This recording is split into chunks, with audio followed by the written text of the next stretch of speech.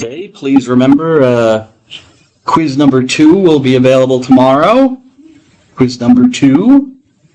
And also next Tuesday is part of the fall break, so there are no classes at all for us on Tuesday and also on Monday, but for us on Tuesday is what matters.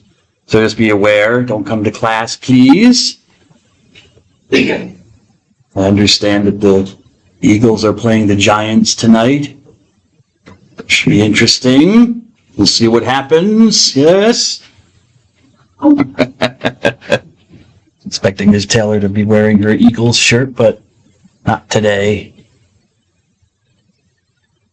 All right. On quiz number 2, we will encounter this Stephen Binns. Hopefully you've read chapters 3 and 4. You can see where I've highlighted. I read it myself. I had to. And I highlighted where I wanted to get the questions from. I'm looking through. I don't see any corrections, though. Later on, there will be some corrections to his information. Some of his information was incorrect. Chapter 4. Oh, no, there is information that's incorrect. I'm looking at chapter 3. I don't see any notes here. Okay, so chapter 3 looks fine. But in chapter 4, there is a mistake. Page 26, if you have the book with you.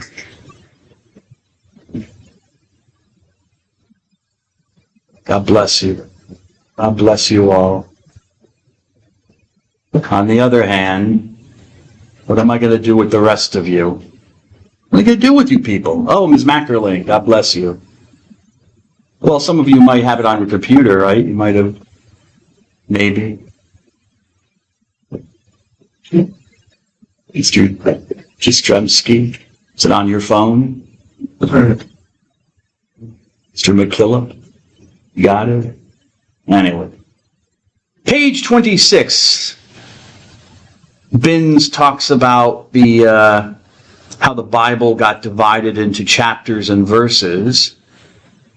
And first the New Testament, the Christian scriptures were divided the whole Bible was divided into chapters. Okay? Thank you, Mr. McMaster. I see it. I said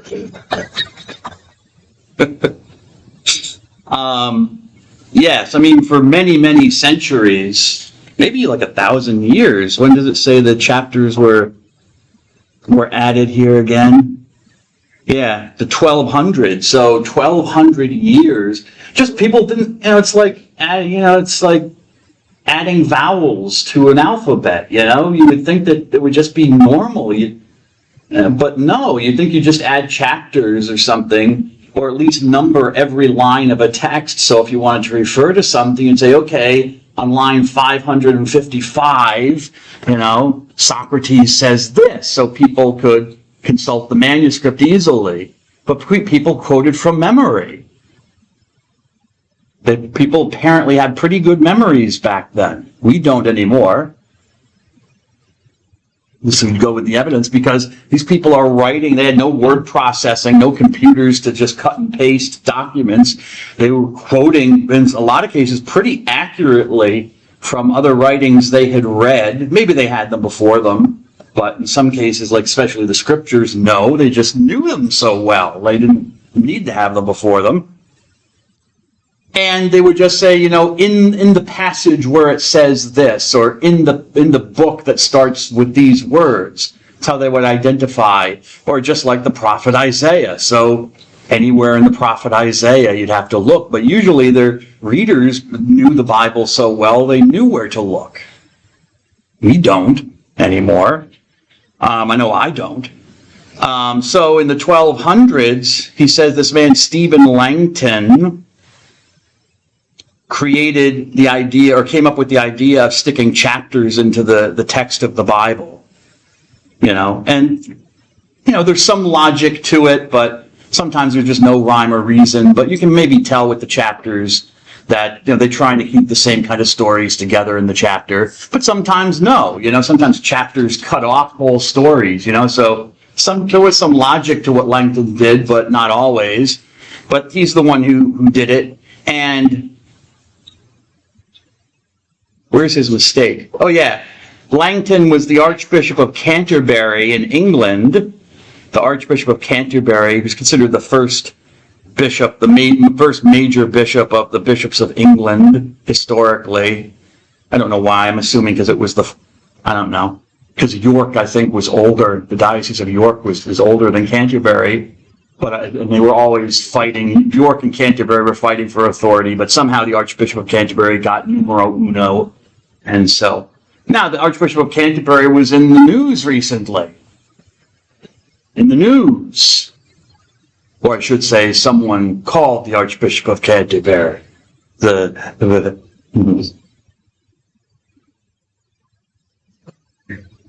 Why?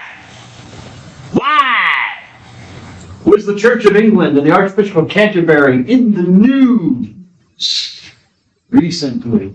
Those not the Euro, it's the Eagles. Or the chips. Those chips were Oh, Eagles. No. Why not? Sorry.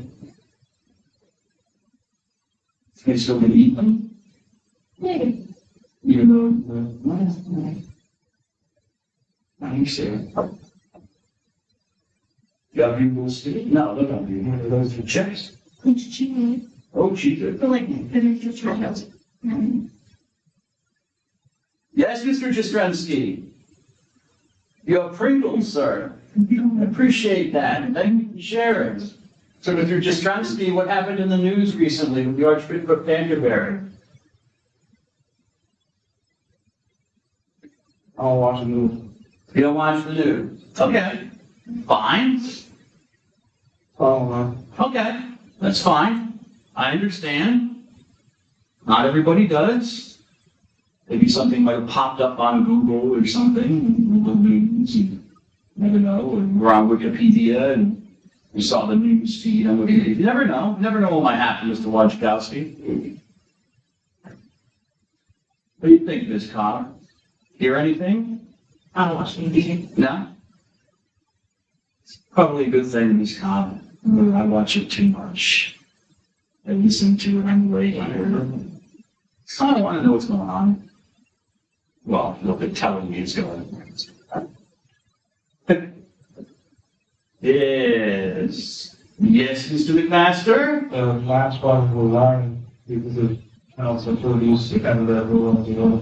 Oh, really? I didn't know that. He resigned. I just thought his term was up, I guess. Oh, really? No, I don't think he was, if I remember the story, he wasn't an abuser, but were they saying he covered stuff up, or? No, I would say that he was a scandal. Interesting. It's the Anglicans, huh? Well, I'm Catholic, so I'm so used to our church.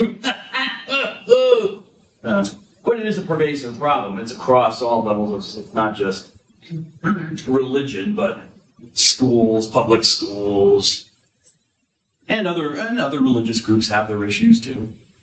We all have issues. So now what did it say? He resigned and what? What's the news? The new one? About the new one? Yeah. She's a woman. Yeah, she's a woman. Yeah.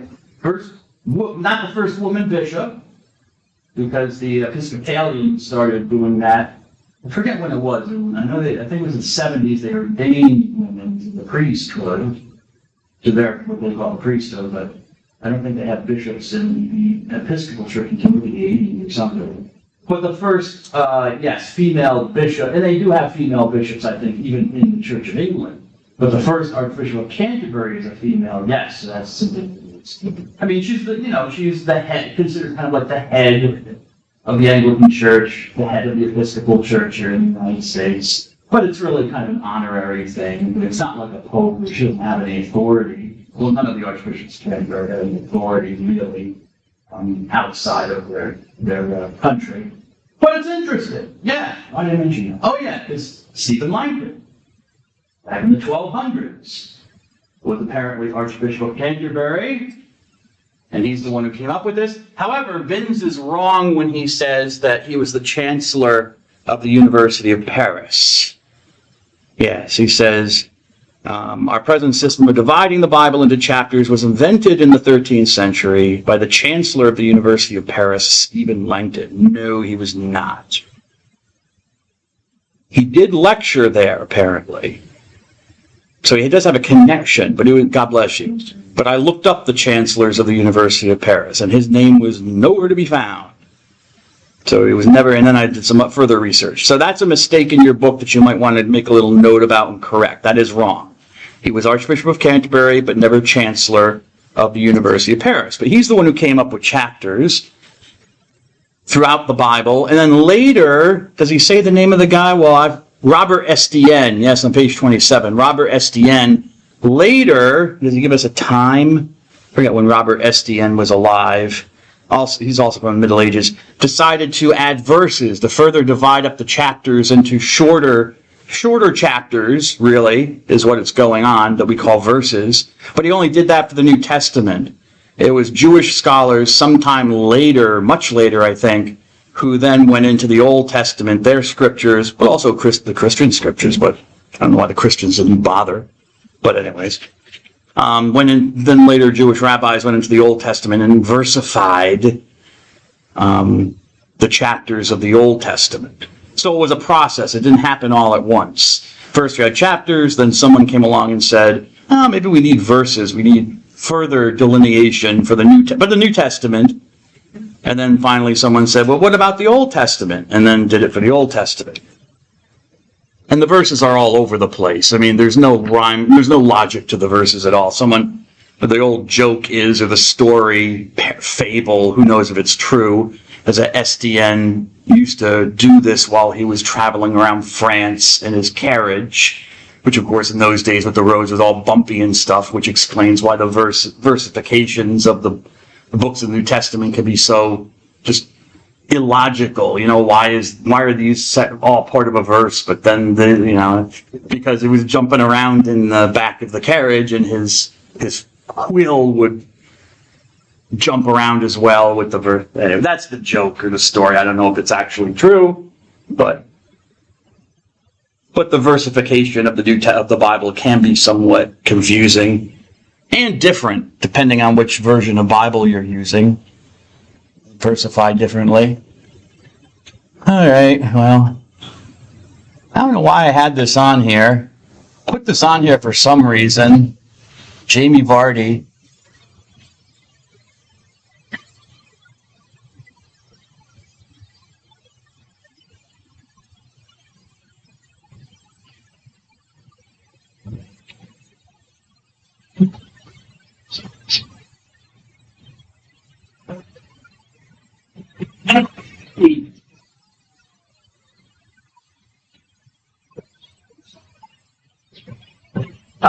Vardy.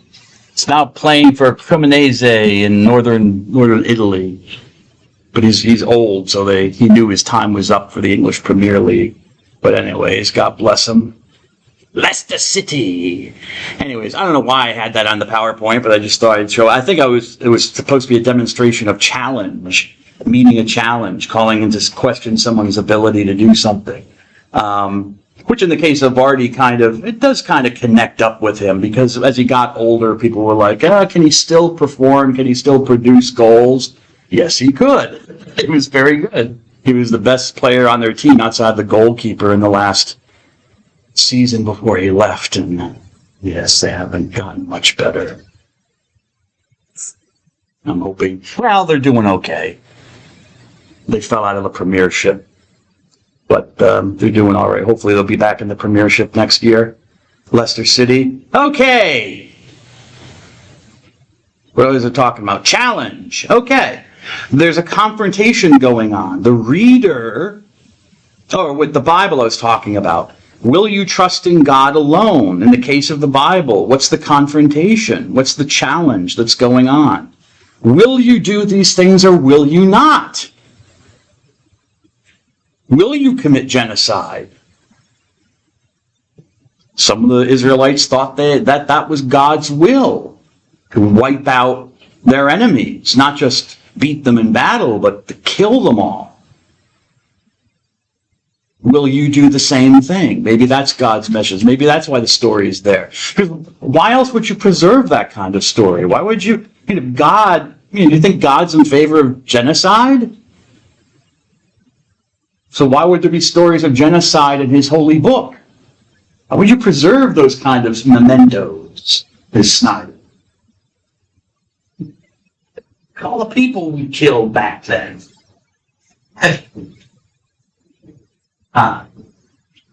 Maybe, yeah. Because it actually happened. But why not just not mention it again? Who's going to know? Really? Bible, historically accurate? Those two things kind of go together in your mind? God bless you, brothers. You're still a holy. I don't know, because on YouTube and listen to people talk about the Bible, you can find videos all over the place, about the Bible and history in the Bible, science in the Bible. Usually don't go together very well. There's a lot of people. Honest truth, right, Mr. McKillop? How can you have an encounter without truth? You keep lying to me about who you are. I keep lying to you. How can you believe anything I'm telling you? Can you be a friend to me or even know me? How can I be your teacher? I keep changing the syllabus, or the syllabus says one thing, but I'm like, nah, that's not the syllabus. They go back and change stuff. You're not supposed to join engineering, you're supposed to strike it out and make a change from our vision. So that people will know, is the cover-up is worth seeing a crime, is Casada?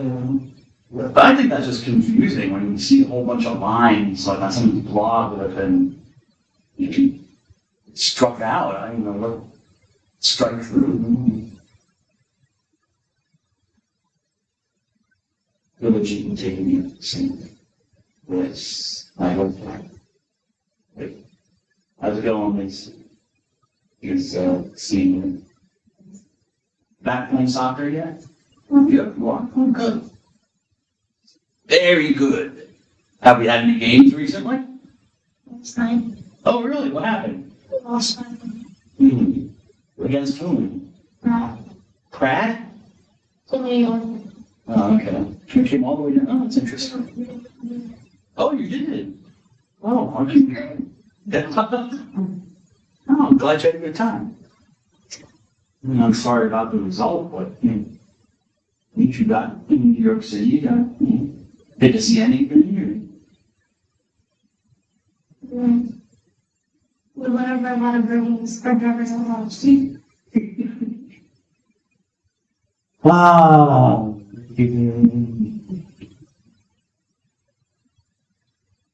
Okay, yeah. Accuracy. Just questions, I'm just throwing them out. Maybe someone's thinking about them. Why are these stories there? I already did that. Not all encounters are the same. Not all encounters are the same that we have with people. Some encounters are intellectual, like this encounter here is, I guess I'd say primarily intellectual. I'm giving a talk, a lecture to you. Okay, hopefully making, stimulating your intellect, your understanding to think about what I'm saying. Some encounters are emotive, bringing out your feelings and stuff like that, like singing songs. You go to a bar and, hey, let's go up and do karaoke together. But there's a kind of revelation going on there when you sing for people or dance, stuff like that. In my case, it's like, please stop. But for some people, it is please stop. Please stop dancing. But other cases, there's something about, that's maybe why I don't like dancing so much, because, I'm not good at it. But also, I'm reserved, I'm shy, I guess. When you dance or you sing, you're revealing something of yourself, your personality. There's an encounter. You're encountering the person. It's emotive. Some encounters are mythological. Mythos simply means story, so you're telling stories. You encounter someone not lecturing you or singing at you, but just telling you stories about stuff. And some are loving encounters. Also emotional, I guess you could say. And we see this in, for example, the Bible. All sorts of these kinds of encounters going on in the Bible, in different genres, that kind of represent these different encounters. So some of the encounters are intellectual. Books like, Ecclesiastes or Proverbs. They're books trying to get you to think about God and one's relationship with God and how to live the good life. Some are songs, the Song of Songs. There's a whole book that's entitled The Song of Songs. Okay, the greatest of songs, which is a woman and a man singing to each other. A man and his bride singing to each other about how beautiful they find the other person. And it's quite erotic. It's all about sex. They want to have sex with each other because they're so, the woman is so beautiful to the man and the man is very pretty or handsome to the woman. And there's these very interesting descriptions of their bodies. I mean, it's such an erotic book that the rabbis almost did not put it in the Old Testament. Thought it was a little bit too racy. But it was inspired scripture, so God got it in. By hook or by crook, he got the book of Songs in there. So that's poetry. That's a song. Psalms, the book of Psalms.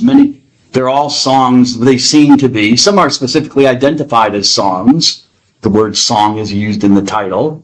But they all seem to be written as, they're certainly poetry, but they seem to be meant to have been sung in the temple and worship services. And a lot of stuff in the Bible is just telling stories. Some of them historical stories, so they're told in a certain way, and others are told in another certain way, where you kind of know that the author doesn't mean for you to take it literally, okay?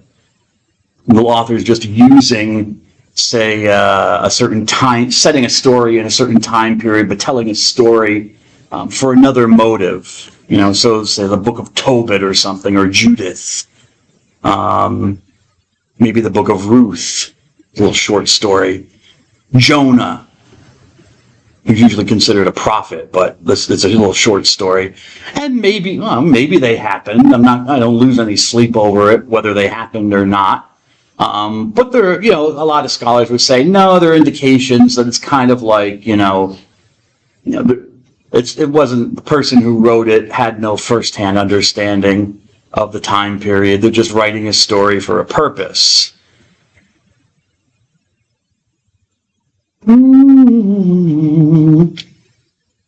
Loving God. That is the encounter that the Bible is trying to create. Love of God. God, to know that, to put it in a nutshell, God loves us, I guess, but really specifically it loves the Jews, loves the Israelites, the people of Israel. It's really the whole Old Testament and the New Testament as well with Jesus is basically God's love story with this little group of people who always seem to be unfaithful to him, to that commitment, but nevertheless God loves them more than any other people on the earth. And so he's constantly saying, if you love me, then you will follow my commandments. You will do what I ask you to do. And when you don't do, a lot of times that love language is turned against the Jews. You see this throughout the Bible, where being unfaithful to God, worshiping other gods other than God, or not doing what he asks of you to do, is compared to being like a prostitute, like an adulterer. You're sleeping with another woman, in a manner of speaking. You're having sex with someone who is not your God. All right? So you're cheating on God. Now, did the Jews have sex with their God? No. But sexuality and romance and this kind of showing of love was part of a lot of ancient religions. Not Jewish religion, not Israel. At least we don't think so. Maybe early Israelite religion, yes. There's some indications of that. But you had temple prostitutes. Which maybe prostitute is not the best word to use. It has such a negative connotation for some people. More like, I don't know, what would you call them? They weren't sex workers. I know that's what you're supposed to call prostitutes nowadays, sex workers, not prostitutes. Because they weren't really prostitutes. They weren't having sex with people for money. But, part of the encounter with the supernatural included the sexual faculty. So it was not uncommon in some ancient religions that when you went to the temple, there would be, females dedicated to the god, even males who were a male god, who were consecrated. They were sacred individuals. Probably heard about the Vestal Virgins. Yes. We've heard that term, Vestal Virgins. When we were kids in the 80s, I guess that was a very good. We all knew about the Vestal. But nobody knows that. I guess different time, different culture. Anyways, the virgins who would hang around the temple, who were not really virgins, Miss Crystal, because they probably had sex many times over, because, but they were virgins because they were virginal, because they were dedicated to the god or the goddess of the temple. And part of the worship was you went to the temple, and to encounter the god, you would have sex with the temple prostitute, male or female, depending on which god it was. I god it was. A lot of times it was female. And that climax or the orgasm was kind of like you were kind of touching the divine, the divinity of the god in a way. The god is kind of present in a way in the temple prostitute, and so you are actually encountering the god in the man or the woman that you're, doing the naked pretzel with. You know what I'm saying? What? Something? I don't know about you, but I think religion used to be a lot more fun.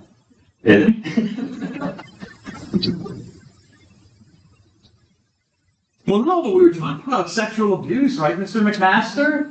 And imagine, if, you go to the temple and the priest is like, okay, drop them, drop the shorts, let's go. That's too bawdy, I'm sorry. Well, I'm trying to put you into that was totally normal to people, And there are indications in the older writings in the Old Testament that there were temple prostitutes in the Jerusalem temple. So apparently people, to make their encounter with Yahweh, the God of Israel, were apparently having sex as part of it. Until the prophets came, and the prophets were like, So they hate people being prophets. If anyone wants to take it, if anyone tells you can't have sex, come on. Abstinence, right? Teach abstinence in the schools. I'm in favor of that. Catholic theologians are fine, But I know that it's not going to go anywhere. So imagine the prophets showing. That's usually what people want to kill the prophets. Because they're making life less fun. The things that people like to do, People like sex. People like drinking. People like partying. God bless them. I'll be in church all day. Where was I going with this? Oh yeah, okay, so the sexual activity. So the encounter of love or a romance. Yes, it's there. Love between the person and the God. You encounter the God through the sexual act. Now, why did I get off on that? What was my point? Oh yeah, sexual infidelity.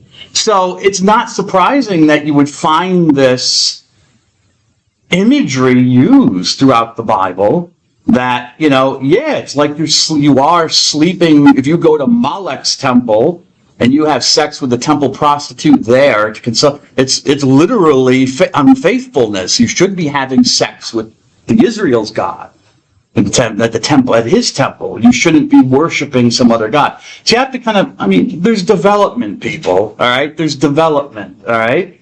And the way Judaism might look now, or might have looked during the time of Jesus, is not necessarily how it looked 2,000 years before Jesus.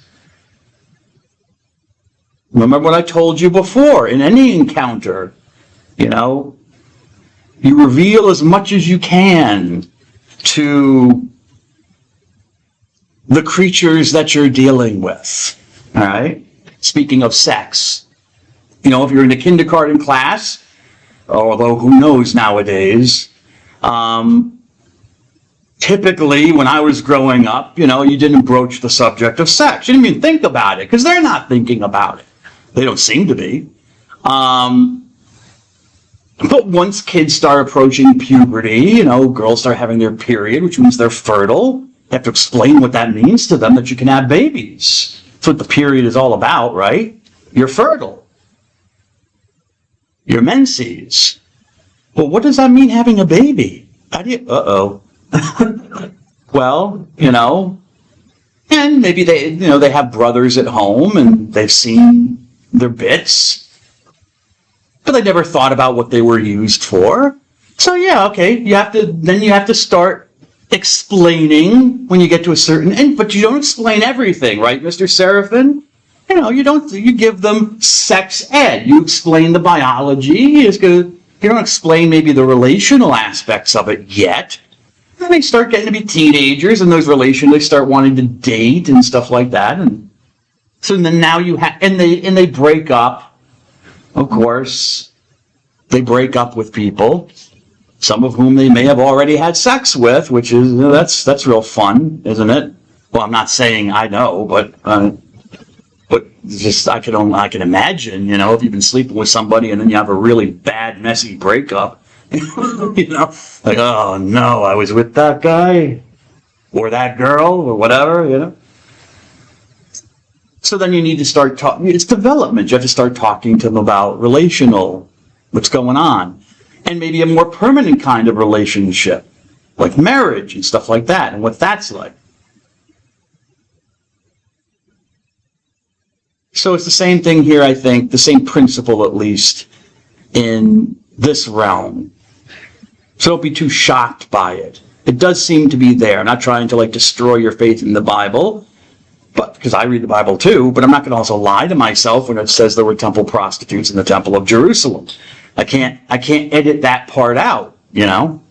But there had to be development where Jews finally were like, no, this is not how we relate to our God.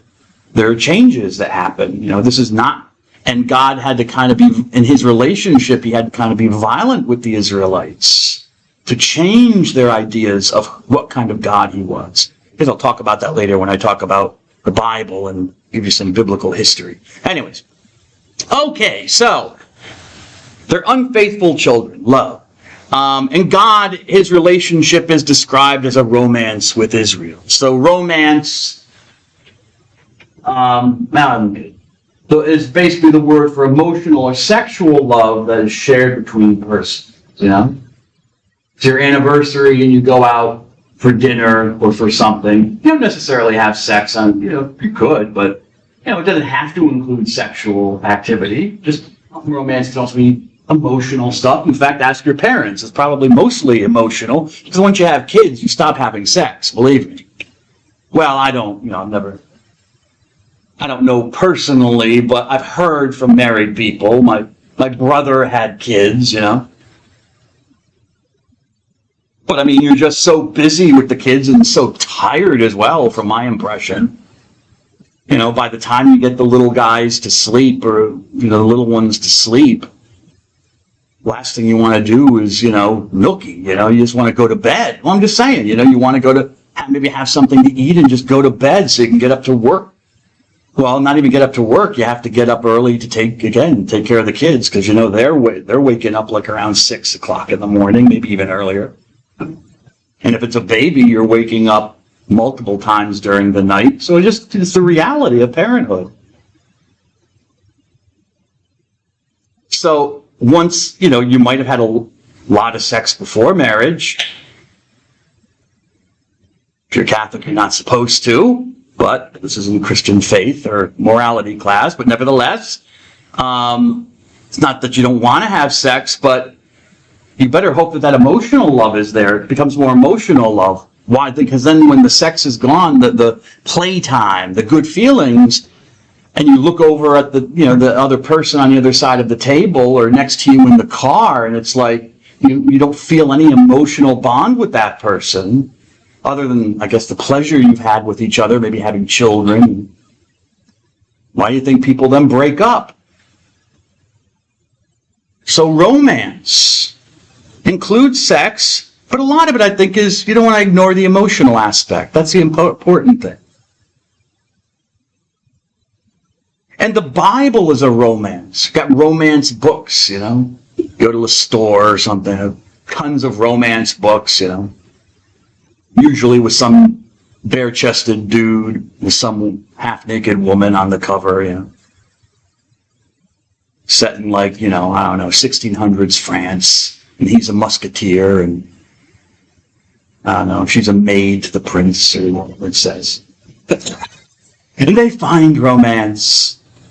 In the broad sense, the Bible is like a romance.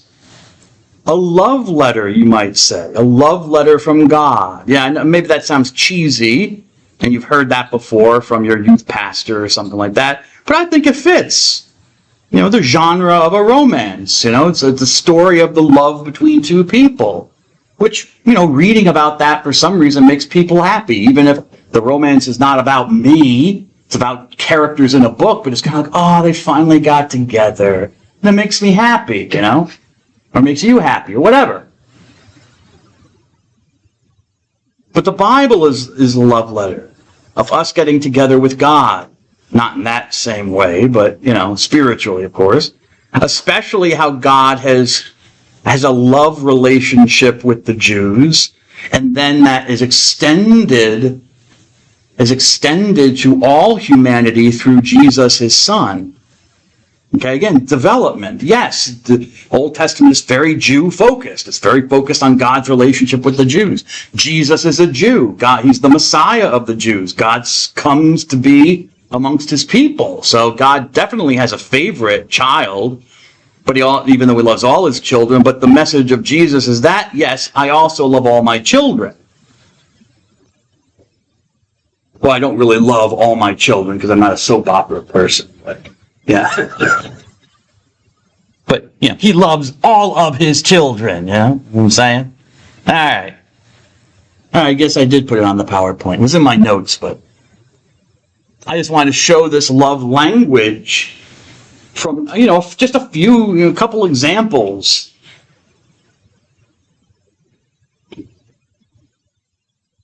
Who would like to read this from the prophet Jeremiah? Prophet Jeremiah. Prophet Jeremiah. Okay.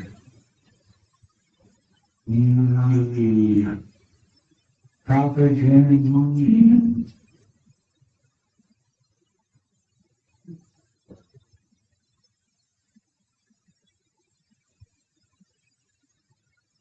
How's it going, Miss Ptolemy?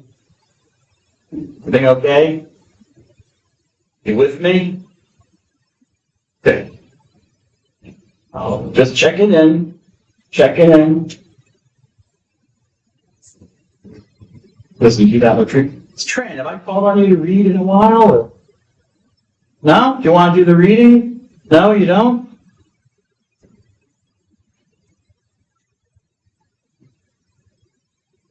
Ask participation point.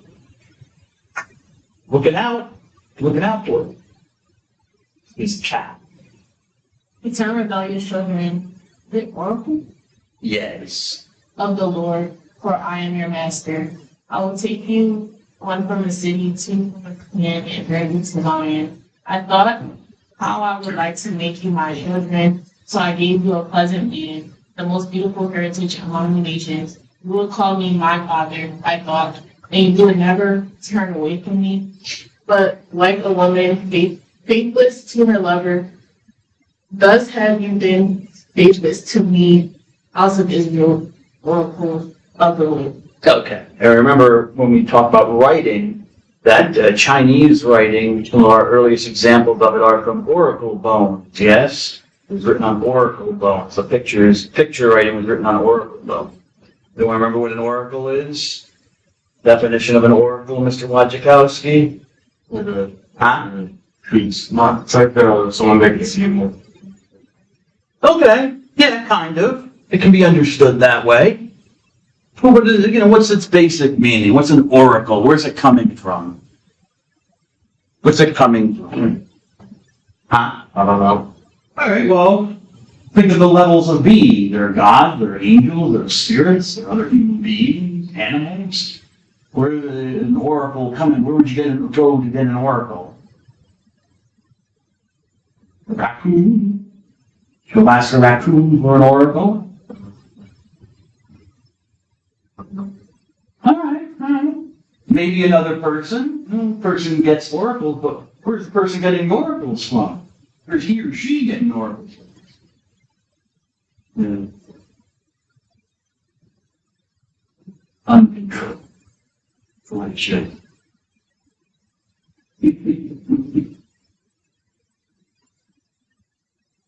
Is it more than that? What do you think a person would?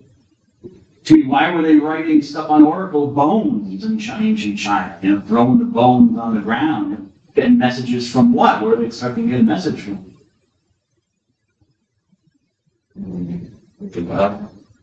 Gods, something supernatural, spirits,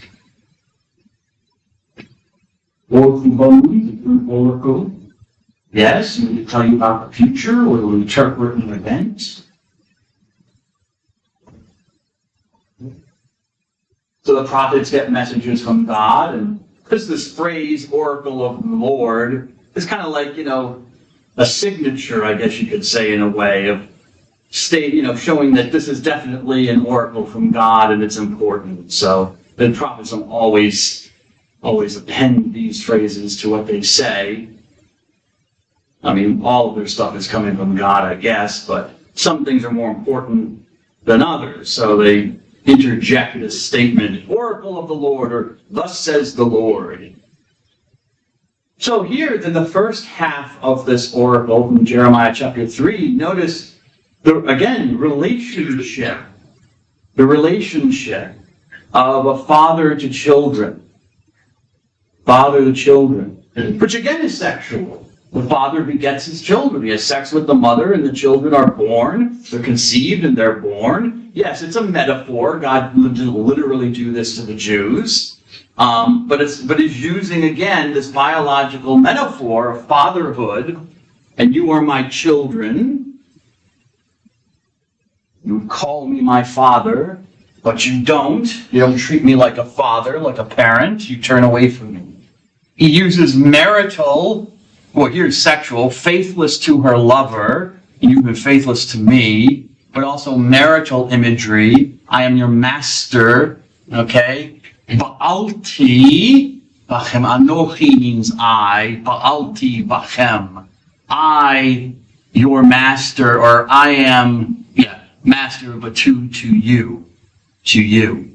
But anyways, the word that's translated as master here in the NABRE, Baal, well, it's the name of a god, Baal, from the Palestine, one of the local gods, Canaanite gods, is named Baal.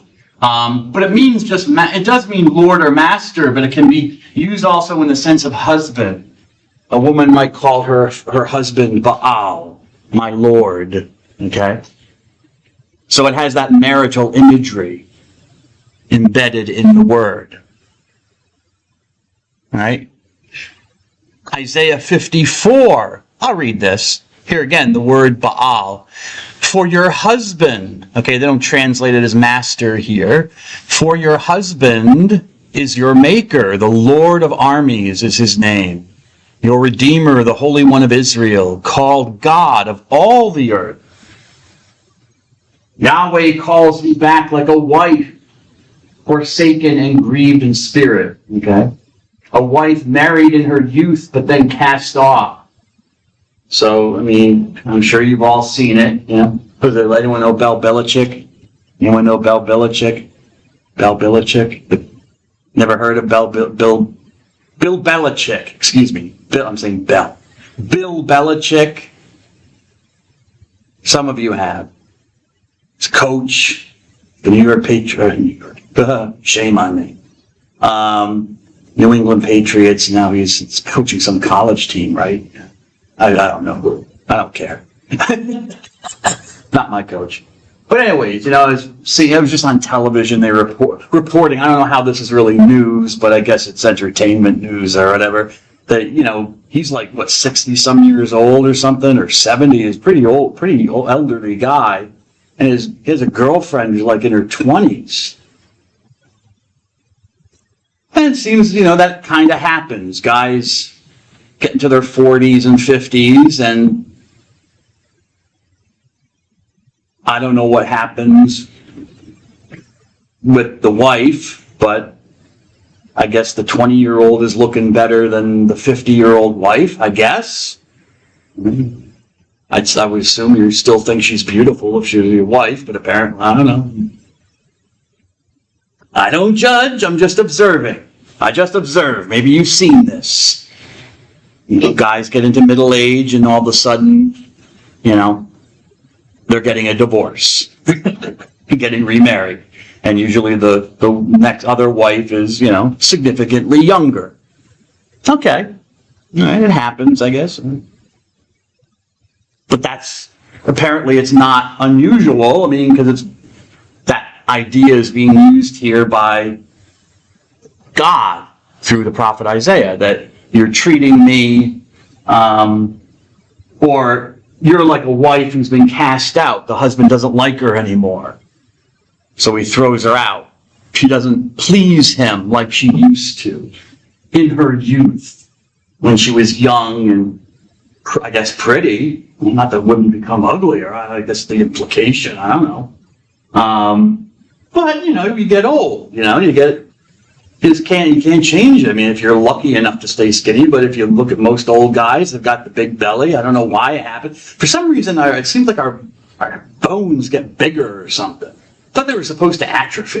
If you look like some of these old people, look at the picture of a guy when he's like 18, and then look at him when he's like 65 or something. It's like his head is huge compared to, haven't you noticed that? It's like,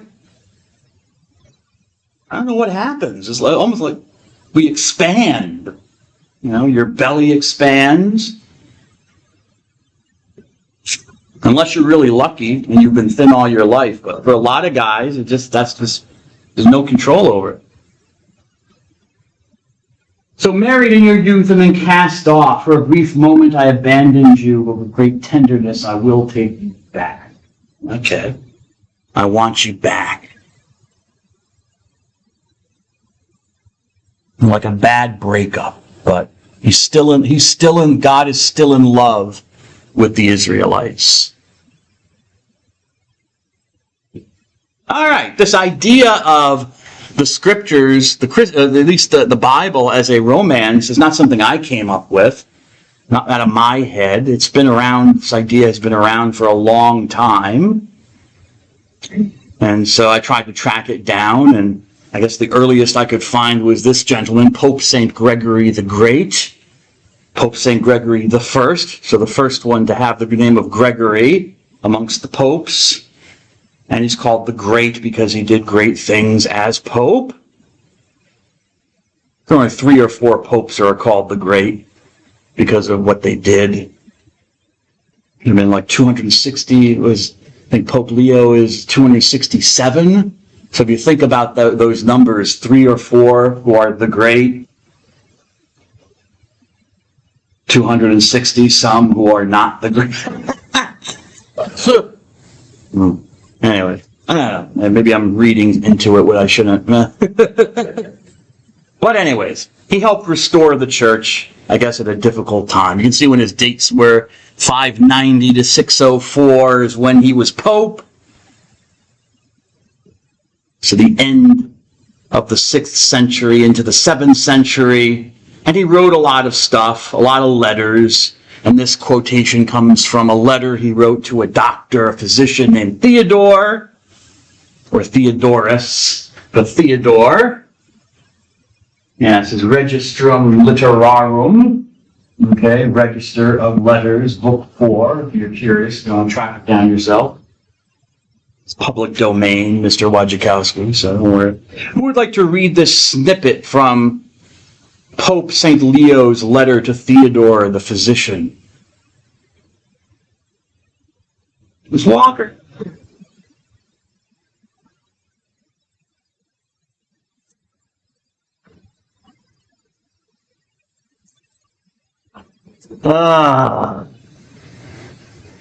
Ms. Harrison? Thank you. But since he wants to do more with pursuing than it's pursuing the more, have some complaint against the new sweet disposition of my most glorious son, the Lord Theodorus, namely that he had received from the Holy Trinity the gift of genius, the gift of mercy and charity, and yet is unceasingly bound up in secular causes, is occupied in illegal processions, and neglects to read daily the words of his Redeemer. Can I read the bottom part too? Of course. For what is sacred scripture but a kind of epistle? Good. Epistle, yes. Creature, yes. Okay. So, let me just make sure that okay, there's more. Well, we'll just start with this. All right, what is he saying? Well, he's talking to Theodore here. I should have changed it from Theodorus, but whatever. And, you know, I love you more I love you more who presume more. And I guess what Gregory is getting at is, because I love you so much and you love me, we're friends, I can say more to you than I can say to others. I can be presumptuous in what I'm going to say because you won't take it the wrong way. But I have this complaint against you, Theodore, okay? That, and you know he's going to say something, because he says, after complaint, most sweet disposition of my most glorious son, you know, butters him up a little bit before he brings the hammer, all right? You know, that you have the gift of genius, you're a smart guy, you're rich, okay, you're merciful and you're charitable with your money, but you're always working. Work. You're always bound up in secular causes, not spiritual ones. Always occupied with, you know, your work. And as a doctor, if any of you have mothers or fathers who are physicians, yeah, they work all the time, you know. There's a lot of work. And other jobs as well, cops and firefighters and military. You never know when you're going to be called to go somewhere, and it can be a real strain, you know. I always wonder why people get into those relationships. You ever see the movie Monster Squad? No? I forget. Anyways. But yeah, you have to be prepared for that relationship, because, you know, if your husband or your wife is a cop and they're called up, you know, sorry, you just got dinner prepared, I'm gone, yeah, I gotta go. But you're neglecting to read every day the words of your Redeemer, your God, which is the sacred scriptures, the Bible. You're not reading the Bible enough. And you should, because what is sacred scripture but a kind of letter? Epistula in Latin means letter. That's all it means. Comes from Greek, but means a letter.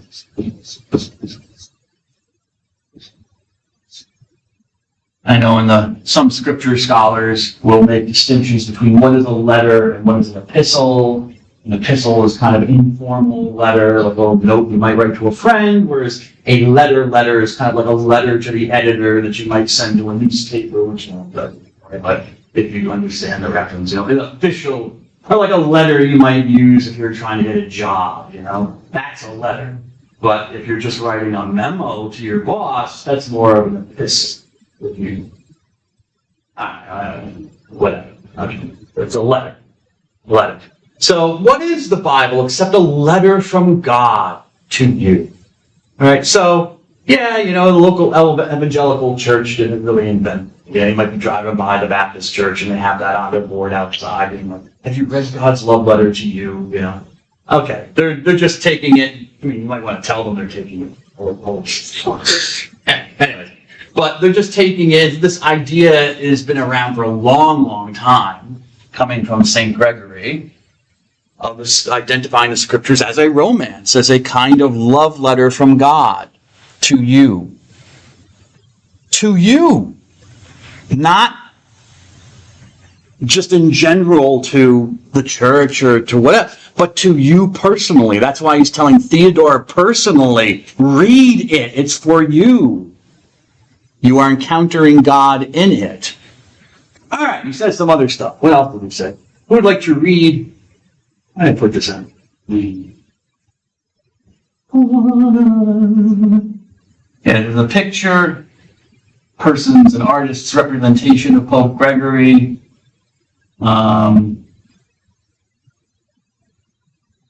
Looking at the Greek here, but I mean, it doesn't say his name. It says theologian, or this is Logos, but the holy word. Well, anyways, Papas Rome,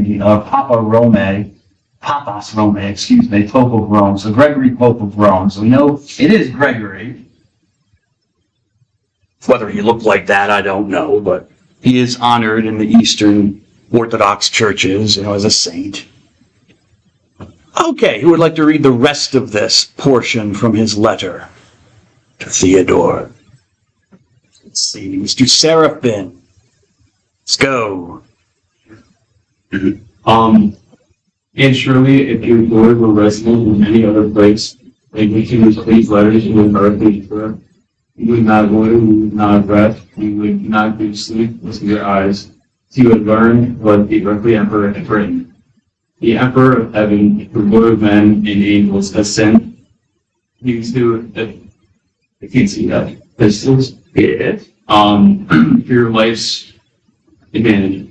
And yet, glorious Son, we neglect to read these epistles Ardently, yes, with burning passion. Okay, who would like to read this last bit? Who would like to read this last bit? Let's see. Okay, sir, go ahead. Study them, I beseech you, and daily meditate on the words of your Creator, and the heart of God and the words of God, that you may sign more ardently through things that are eternal, that your soul may be kindled with greater longing for heavenly rules. For a man will have the greater rest here in proportion as he has now no rest in the living. Oh, beautiful little thought. Okay. Yeah, so he's, setting up his arguments for Theodore. And his first argument was, he says you're busy and it's a love letter from God. But if Theodore received a letter from, Donald Trump or somebody, I'd want to open it pretty quickly. If I had got my mail and there's a letter from Donald Trump, President Donald Trump, or Pope Leo or whatever, I probably, out of all the other letters that I got, open that one first. I would imagine. Oh, what's this? Take a look. Or an email, if I got an email from Pope Leo or something like that. Probably spam, but, whatever. I still might take a look at it just to see, really? He knows my address? Well, my name is in the files in the Vatican.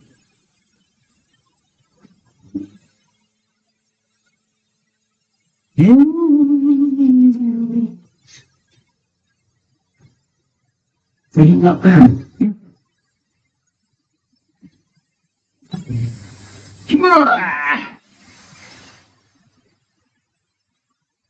So who knows? He might, as per your letter from 20-some years ago. I'm responding. Yeah, so it's like if you got a letter from the emperor and, you wouldn't wait, you wouldn't loiter or rest You wouldn't go to bed until you want to know what he had written to you. Well, I think you might go to bed if you're tired. You know, it can wait. But this is the Emperor of Heaven, the Lord of Heaven, the Lord of men and angels, who has sent you his letters for your life's advantage. Okay? For your salvation, basically. Okay? It's for the advantage of your life. How you should live, but how you should live eternally. It's interesting how Gregory describes the scriptures, because he doesn't describe them, he describes them as letters, even though he knows, I'm sure, because he knew the Bible, that not every book in the Bible is a letter technically. Okay? Some are letters, but in the New Testament especially, there is maybe one letter, the letter of Jeremiah in the Old Testament. There are some other letters that are contained in other books, but I don't think there's any, except for the letter of Jeremiah, which is usually made combined with the book of Baruch. It really should be its own separate book, the letter of Jeremiah. But anyways, every other book, there are no letters. But that's how he's conceiving them. Like, God, think of the idea that you write a letter, you write your email. God, it's something that God has written for you, to you. It's personal. It's not just books. I guess that's the thing. The difference between a book and a letter is, who writes a book just for you? Well, maybe. But most people, they need an audience. I just got finished writing a book, sent it off to the publisher, and I got to fill out this marketing questionnaire, You give them lists of names of all these other PhDs who might review the book or, whatever, and what conferences I could go to and promote the book. None, because I have no money. Imagine, what are you talking about? Conferences. Yeah. I'm flying all over the place. Very 80s. I don't think they realize that we're living in 2025. Anyways, 80s mentality. Old school, I should say. But anyways, because the book isn't just written, I could have written it for my mom, but they're not going to publish one copy for me. Maybe, and there are places on the internet where you can get your book self-published. A letter's different, I'm not writing 500 letters or 5,000 letters, for a whole group of people to read. Or writing a letter to my mom, there's only one letter I'm writing, right? Going to mom or dad. So think about the terminology he's using. He's not using the terminology of these are books. These are more personal. They're letters directed towards you. Theodore. So study and every day think about the words of your Creator, because you're learning the heart of God and the words of God. Okay, so from Gregory's perspective, he thinks that these are actually God didn't literally write them down. The writer was a tool, the human probably dictating, probably believed in verbal inspiration, that basically God was giving the words to the human author who wrote them down. Okay, that's fine. That was a theory way back when. I don't think a lot of people believe that nowadays. I'm not sure that that's how he could work that way. I'm not saying he couldn't. But just from having read the Bible, I think the human beings had more to do with the writings than we give them credit for. Maybe sometimes. Some give them credit. But anyways, you are somehow encountering God in the words, and you're encountering more than just God, his heart. Again, the idea of love, the emotional, the emotive aspect. God's care.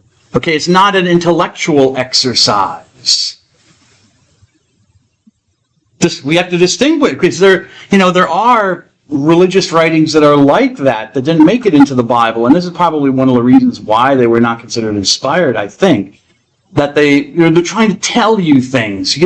They're called apocalyptic literature. We'll talk about this later in another class, but they're visions of the supernatural realm.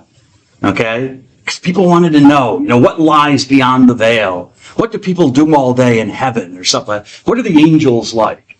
Okay? Because God doesn't tell us in the Bible, but we want to know.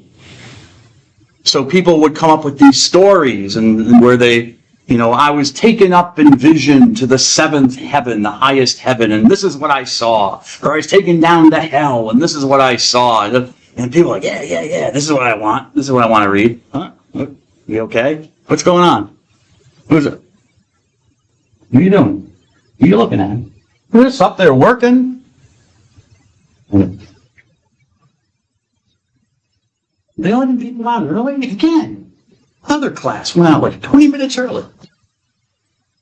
Not on my watch, Ms. Tran. Not on my watch, Ms. Khan. Anyways, where was I? Yeah, so people wanted to know these things. And sometimes people wonder, well, why didn't they become part of the Bible? They talk about heaven and God and stuff like that. I think because of this, they weren't really revealing the heart of God and his love for us. It was just purely intellectual knowledge. People wanted to know. Curiosity, one might say. Idle curiosity. Not true, good curiosity. But people wanted to know because they wanted to know. But God is not, the Bible is not an intellectual book. It's not, yes, you think, and God wants us to think, but it's more of a relationship, an encounter with God, his heart. Okay, why? So you may sigh strongly for the things that are everlasting. Okay? And you may be enkindled like a fire. Your soul may be on fire. Okay? And then this little, I think it's a beautiful little turn of phrase. A man or a person will have the greater rest in proportion as he now has no rest in the love of his maker. So kind of like this opposite. You will have be more restful. You have the true, complete rest. Peace, one might say. The more that you have no peace in the love of God. You can't get enough of it, You can't rest enough in the love of God. It's kind of like the thought that's going, but the more that you can't rest in the love of God, you can't get enough of it, you get all of it. If that makes any sense. I think that's where he's going with it. Okay. This dude. Why do I have this dude here? Wish I had put something in my notes. I should have. Anyways, for Christians and for the church, the stories of the Bible, of whatever genre they are basically tied up in this dude. I don't know if Jesus actually looked like that. That's an artist's representation of Jesus. As you can see, here I am.